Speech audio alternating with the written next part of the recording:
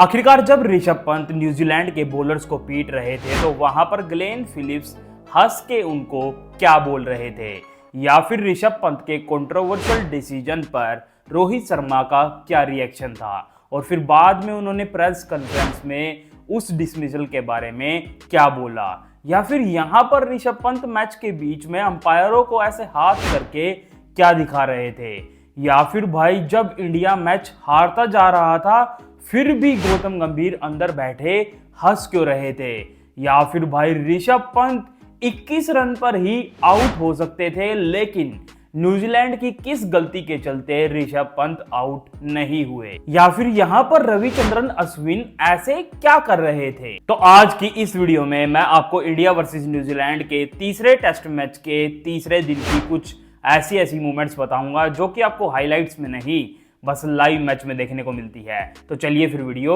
शुरू करते हैं। तीसरे दिन का खेल स्टार्ट होता है जहां पर न्यूजीलैंड का एक विकेट बचा था, वहां पर इंडिया न्यूजीलैंड का एक विकेट जल्दी से निकाल के फिर अपनी बैटिंग की इनिंग स्टार्ट करती है, जहां पर रोहित शर्मा और यशस्वी जायसवाल 147 रन का टारगेट चेज करने आते हैं। लेकिन भाई पहले ही ओवर में रोहित शर्मा के खिलाफ वही होता है जो अभी तक सारे टेस्ट मैचों में हो रहा था।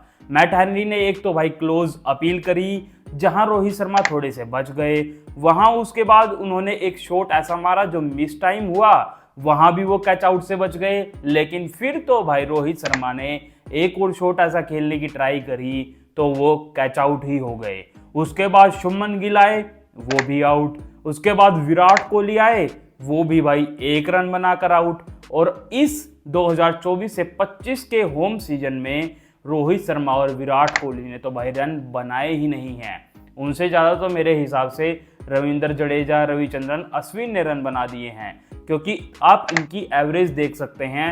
एक की 13 की एवरेज है रोहित शर्मा की, और विराट कोहली की बस 23 की एवरेज है। और जब यहाँ 18 पर ही 3 विकेट गिर गए तो फिर से लग रहा था इंडिया अब ये तीसरा टेस्ट मैच भी हारेगी, और हारना भी था, क्योंकि भाई जब रोहित शर्मा और विराट कोहली जैसे प्लेयर ही रन ना बनाए तो इंडिया टीम कैसे जीतेगी। और फिर इसके बाद इस चीज की तसल्ली यशस्वी जायसवाल ने आउट होके और फिर सरफराज खान ने भी फुलटॉस पे कैच देके और आउट होके हमें तसल्ली दे दी कि इंडिया ये मैच भी हारने वाला है, क्योंकि 147 की रन चेज में ही जब 29 रन पर 5 विकेट पड़ जाए तो और इसका दूसरा नतीजा क्या हो सकता है। और जब ये सब कुछ हो रहा था तो गौतम गंभीर चुपचाप कुर्सी पे बैठे, बस अपना मुंह पकड़ के ऐसे ही बैठे थे।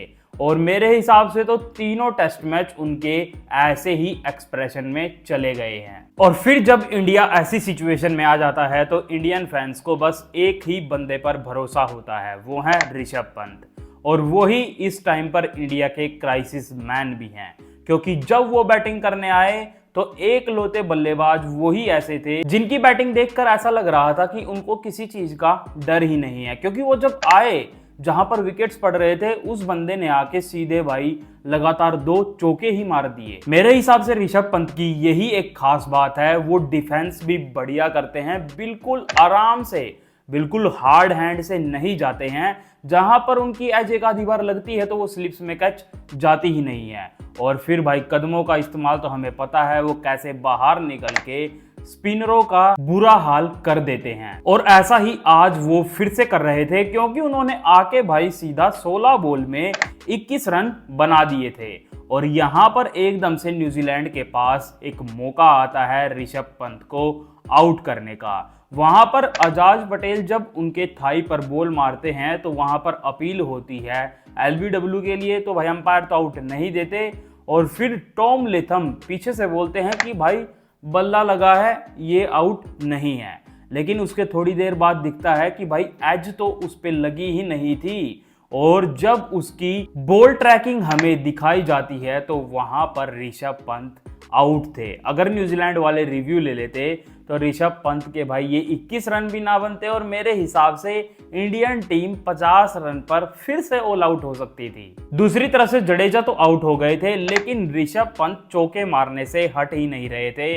और एक बार तो वो भाई कॉनवे के लेफ्ट साइड में चौका मार रहे थे, एक बार राइट साइड में, उनको भाई थका दिया था। वहीं ग्लेन फिलिप्स जब बॉलिंग करने आ रहे थे, जब वो उनके पास फील्डर लगा रहे थे तो वो उनके ऊपर से चौके मार रहे थे, और जब फील्डर को वो पीछे कर रहे थे तो भाई उनकी जो टोपैज हो रही थी वो वहीं पर पड़ रही थी जहां से ग्लेन फिलिप्स ने अभी फील्डर हटाया था। तो ये चीज देखकर ग्लेन फिलिप्स भी हंसते हुए ऋषभ पंत से इसी के बारे में यहाँ पर बातचीत कर रहे थे कि भाई तू ऐसे शॉट्स कैसे खेल रहा है। और जहां पर पिछले 2 टेस्ट मैचों से और अभी तक के इस टेस्ट मैच में भी गौतम गंभीर के मुंह पे स्माइल नहीं थी, वो बिल्कुल सड़ा सा मुंह लेके बैठे थे, आज ऋषभ पंत ने 2 चौके मार के जब अपनी 50 पूरी करी तो भाई उनके फेस पर भी स्माइल आ गई, वो भी हंसने लगे।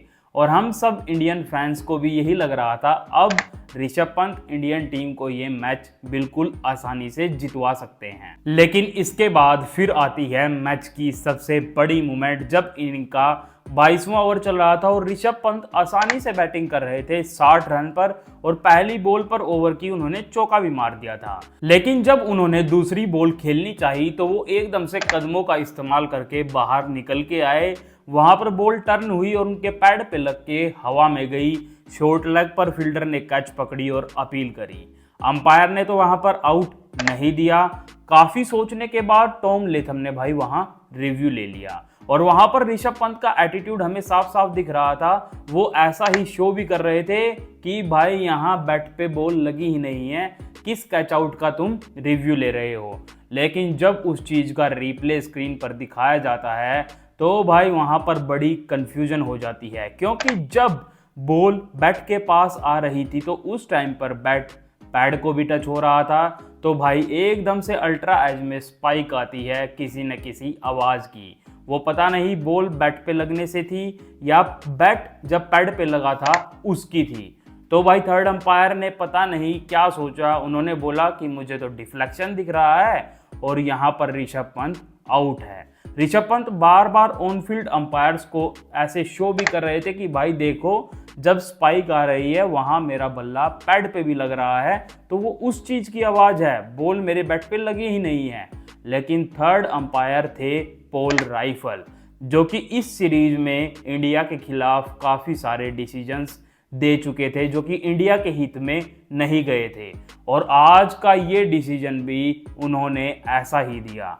फिर जब ऋषभ पंत आउट हुए और वो ड्रेसिंग रूम में अंदर गए तो रोहित शर्मा उनसे खड़े होकर काफ़ी देर बातचीत कर रहे थे और हमें वहाँ ऋषभ पंत साफ साफ नाखुश भी दिख रहे थे। और फिर मैच खत्म होने के बाद भी जब रोहित शर्मा से प्रेस कॉन्फ्रेंस में ऋषभ पंत के इस डिसमिसल के बारे में पूछा गया तो रोहित शर्मा ने कहा मैं ज़्यादा तो कुछ बोलना नहीं चाहता हूँ, लेकिन जब थर्ड अंपायर के पास कोई एविडेंस है ही नहीं, साफ साफ दिख ही नहीं रहा है, तो वहां पर उनको आउट नहीं देना चाहिए था। जो डिसीजन ऑन फील्ड अंपायर का था उस पे ही हमें बात छोड़ देनी चाहिए थी। और फिर जब यहाँ पर ऋषभ पंत आउट हुए तो अभी भी इंडियन टीम को 39 रन जीतने के लिए चाहिए थे, और मेरे हिसाब से तो ये 39 रन बनने बड़े मुश्किल थे, क्योंकि जब स्टार्टिंग के टॉप ऑर्डर के ही जब 29 रन पर 5 विकेट पड़ गए थे तो यहाँ पर ये 39 रन कैसे बनने वाले थे।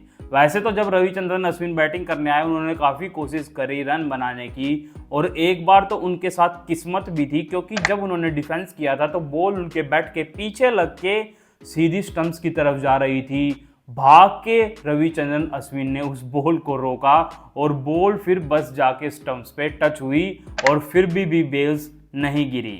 जब ये चीज हमने देखी तो लग रहा था अभी भी इंडिया के साथ में लक है, उनकी किस्मत है, इंडियन टीम जीत सकती है। लेकिन ऐसा नहीं होने वाला था, क्योंकि अजाज पटेल धड़ाधड़ फिर भाई इंडिया के लास्ट के 3 विकेट जल्दी जल्दी निकाल देते हैं और इंडियन टीम यहाँ पर अपना थर्ड टेस्ट मैच भी हार जाती है, जो कि 130 सालों के इतिहास में पहली बार ऐसा था कि इंडियन टीम व्हाइट वॉश हो गई थी किसी दूसरी टीम से, वो भी अपने घर पर।